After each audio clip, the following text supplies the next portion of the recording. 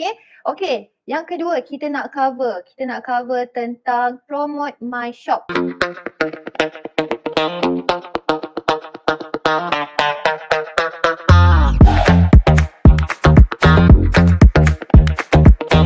Yang ini especially rasa-rasa macam dia punya bila dia tengok dekat bahagian analitik, dia nampak visitor dia sangatlah sikit. Ataupun dia masih lagi baru berjinak-jinak dengan Shopee kan. So anda boleh pergi dekat bahagian promote my shop.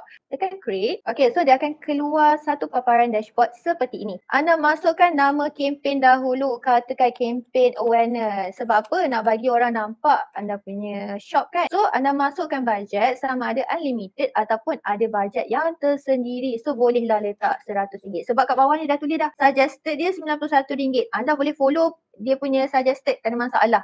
Okay. Awareness dia akan jadi mahal sebab dia akan push orang untuk tengok kita punya shop. So boleh taruh berapa hari yang bolehlah pilih dekat bawah ni. Sama juga dia akan keluar bahagian auto bidding ataupun manual bidding. So yang ini benda yang sama lebih kurang yang produk tadi, yang kita nak add-kan produk tadi.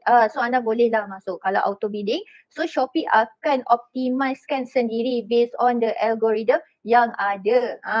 Kalau manual bidding, anda perlu masukkan keywords yang tadi. Katakan anda punya shop ada tudung sarung, ada inner. So anda just klik dekat bahagian keywords ni dan masuk sahaja. Contoh saya ada tudung sekolah. Okay, add all dulu. Lepas tu dah filter.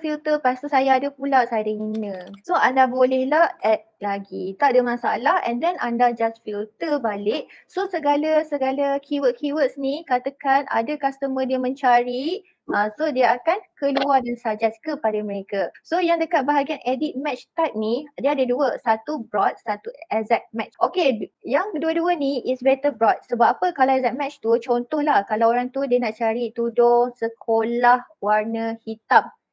So dia punya keywords tu kena sama. Maknanya keywords yang kita letak ni pun tudung sekolah warna hitam. Kalau dia sebut dia tudung sekolah, dia tak keluar. Macam tu.